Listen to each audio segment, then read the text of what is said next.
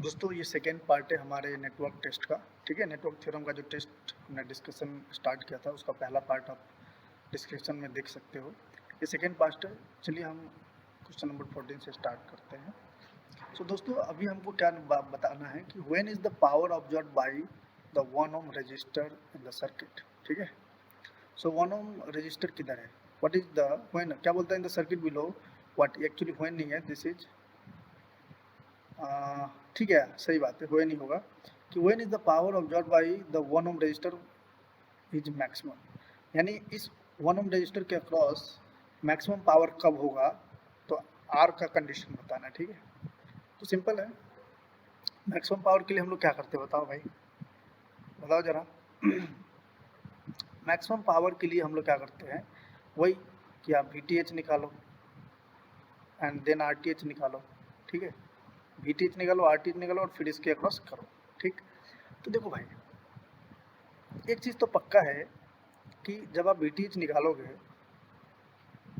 और फिर RTH निकालोगे, ठीक है, और उसके बाद यहाँ पे 1 ओम रेजिस्टेंस लगाओगे। ठीक है, ये लिखो VTH and this is RTH, और ये क्या है, ये है 1 ओम। ठीक, तो RTH भी जो निकालोगे ना वो फंक्शन ऑफ R होगा, राइट है, और VTH भी जो निकालोगे वो फंक्शन ऑफ R ही होगा, कोई डाउट नहीं है। अब इसके अक्रॉस 1 ओम रजिस्टर के अक्रॉस कब होगा मैक्सिमम पावर, का मतलब क्या है, इसके अक्रॉस मैक्सिमम करंट जाना चाहिए। दोस्तों एक बात बताओ, अगर आप यहाँ पे देखो 4 और 1 ओम क्या है, पैरेलल में है, तो हम सिंपल एक इसको ऐसे लिखते हैं, देखो सिंपल, अभी इसी सर्किट को समझो। तो 4 पैरेलल विथ 1 है, ठीक है, उसके बाद यहाँ पे जो देखोगे 2 पैरेलल विथ R है, राइट, और उसके बाद भी है यहाँ पे 6। अब देखो इसका मतलब क्या है कि इधर अगर करंट आई, इस सर्किट में अगर करंट आई मैक्सिमम चला जाए, तो हम बोल सकते हैं ना कि जो 1 ओम है या 4 ओम है जो भी है सबके अक्रॉस मैक्सिमम पावर ट्रांसफर होगा। तो ये बताओ ये मैक्सिमम करंट कब होगा, I equals to V/R equivalent होगा। अब ये देखो भाई R इक्विवेलेंट होने के लिए ये मैक्सिमम होना चाहिए और ये मैक्सिमम, ये इसको तो ये कांस्टेंट, इसको हम चेंज नहीं कर सकते, लेकिन ये चेंज कर सकते हैं। तो इस बताओ 2 पैरेलल विथ R का मैक्सिमम वैल्यू कितना होगा, बताओ भाई क्या होगा। बेटा बात समझ रहे हो कि इस सर्किट में, सॉरी एक ध्यान रखना, इस सर्किट में मैक्सिमम करंट तभी फ्लो करेगा जब ये जितना भी रेजिस्टेंस ना ओवरऑल मिनिमम हो जाए, मैक्सिमम नहीं मिनिमम, मैंने गलत बोला था, मिनिमम रेजिस्टेंस हो। तो भाई ये जो 4 पैरेलल विथ 1 है इसको तुम चेंज नहीं कर पाओगे, बोलो क्यों, क्योंकि कांस्टेंट है, लेकिन 2 पैरेलल विथ R को आप चेंज कर सकते हो। तो इसका मिनिमम रेजिस्टेंस कितना होगा बताओ। भाई मिनिमम रेजिस्टेंस इसका 0 हो जाएगा। कब होगा 0, जब R तुम्हारा 0 हो जाए। देखो ना, R अगर 0 कर दो तो 2 इंटू 0 डिवाइडेड बाई 2 प्लस 0 कितना हो जाएगा, 0 होगा। तो अगर ये मिनिमम हो गया तो इसमें जो करंट जाएगा वो मैक्सिमम हो जाएगा, है ना। तो सिंपल है, तो R का वैल्यू क्या हो जाएगा, और करंट मैक्सिमम मतलब P मैक्स। ठीक है, सो ओवरऑल R का वैल्यू क्या होगा, 0 हो जाएगा। इसको बनाने मत जाओ भाई, बहुत समय लग जाएगा, इसका सिंपल यही सोल्यूशन होता है इसका।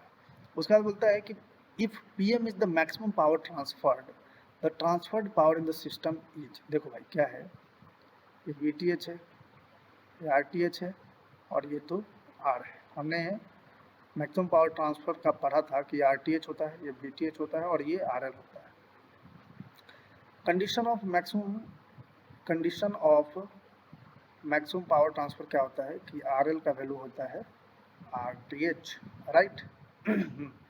तो P मैक्स सप्लाई, यानी जो पावर सप्लाई है, ये जो VTH है कितना सप्लाई करेगा P मैक्स, तो VTH स्क्वायर बाई 2 RTH इतना सप्लाई करेगा, और ये कितना दिया है P मैक्स, ये दिया हुआ है, देखो ना, P max is the maximum power transfer from source to load. ठीक है, तो मैक्सिमम पावर ट्रांसफर ये है जो सोर्स ट्रांसफॉर्म करेगा इस सर्किट को।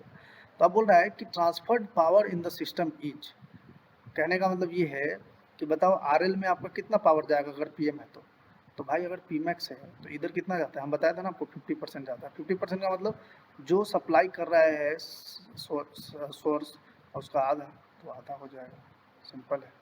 कौन सा ऑप्शन होगा, C।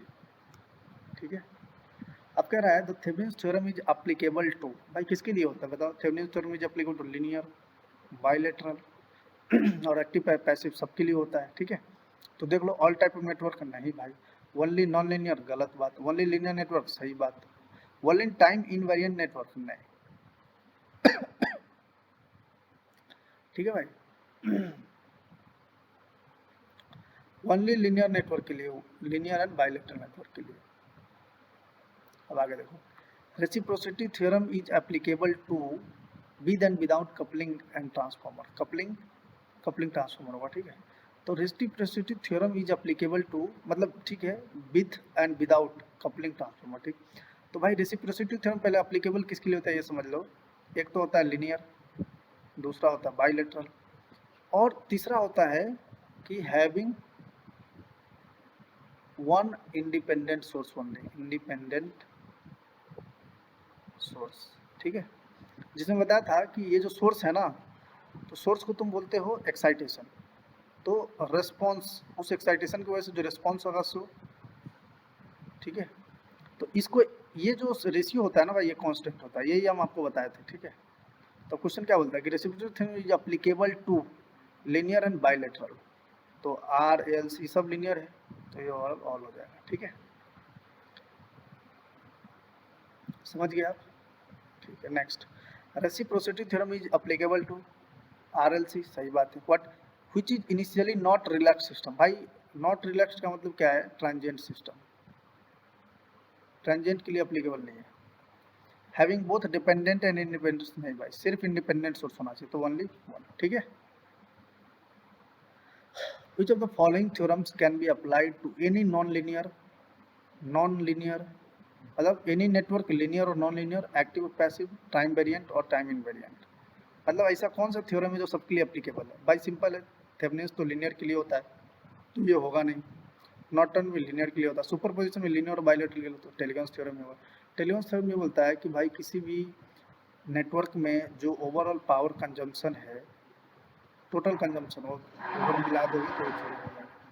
टोटल पावर कंज्यूम का मतलब होता है कि भाई जो पावर कंज्यूम कर रहा है पॉजिटिव हो गया, जो सप्लाई कर रहा है नेगेटिव पावर, तो ओवरऑल जो सम होगा ना वो जीरो हो जाएगा, ठीक है। उसके बाद कह रहा है कि सोर्स इम्पीडेंस इज कैपेसिटी, ठीक है, for maximum power transfer of power from source to load the load should be. अच्छा भाई हमने आपको बताया कि आरएल जो होता है आरटीएच के बराबर होता है अगर सिर्फ रेजिस्टिव नेटवर्क है तो, ठीक है। तो ये जो होता है कंडीशन होता है, condition for maximum power transfer, ठीक है। कब होगा? जब रेजिस्टिव होगा तब। मान लो अगर आपका रेजिस्टिव ना है, लोड ये रेजिस्टिव है तब। अगर मान लो लोड जो है तुम्हारा जेड एल इक्वल टू ऐसा दिया हुआ है R L plus J X L, तो पता है आपको क्या होता है? जो जेड एल होगा ना, अब सोर्स इम्पिडेंस अगर कैपेसिटिव है या कुछ भी इम्पिडेंस अगर है, तो जेड टी एच जो होगा उसका ये होगा, क्या होगा? कंजुगेट होगा, ठीक है। एक और भी आता है कि भाई अगर मान लो कि सोर्स इम्पिडेंस जो है लेट से रेजिस्टिव हो गया, इधर लोड ये इम्पिडेंस हो गया और रेजिस्टिव लोड ही है, लेकिन सोर्स इम्पिडेंस मान लो कि इम्पिडेंस दिया हुआ है, सोर्स इम्पिडेंस दिया हुआ है, तो आर जो आएगा ना मॉड जेड टी एच आएगा उस कंडीशन, ये ध्यान रखना। तो अभी फिलहाल क्या बोल रहा है कि जो सोर्स इम्पिडेंस है वो कैपेसिटिव है, तो for maximum power transfer Z load क्या होगा? तो भाई लोड क्या होगा? Conjugate of Z T H, conjugate of Z T H. तो अभी बताओ अगर, तो जेड टी एच का मतलब क्या है? जैसे कि कैपेसिटिव लोड का मतलब क्या होगा? जेड जो जेड सी होगा वो होगा आर माइनस जे एक्स सी, ठीक है। तो अगर आप जेड एल लिखोगे तो क्या होगा? R minus J X C का कंजुगेट क्या होगा? R plus J X L. तो इसका मतलब क्या होगा? इंडक्टिव होगा, ठीक है, ये ध्यान रखना। अब बताओ which of the following statement is true, ठीक है। तो देखो पहला बोलता है कि any two networks of any two terminals of a network can be replaced by N equivalent voltage and equivalent series resistance in Norton. नहीं भाई, नॉर्टन में आप पैरेलल में लगाते हो और क्या लगाते हो? Current source and resistance. Source transformation of Thevenin's theorem is known as Norton's theorem. हाँ एकदम सही बात है, मैंने आपको दिखाया भी था फर्स्ट वीडियो में। In Thevenin's theorem voltage source is replaced by open circuit, गलत बात, वोल्टेज सोर्स हमेशा शॉर्ट सर्किट और करंट सोर्स हमेशा ओपन सर्किट होगा, जबकि यहाँ पे उल्टा दिया है। Super mesh is defined as the combination of two mesh that have voltage source on the boundary, नहीं भाई करंट सोर्स होता है उसके बीच में, ठीक है, तभी जा करके वो प्रॉब्लम आता है हमें, ठीक है। तो इस वजह से आपका कौन सा होगा, दिस वन इज करेक्ट।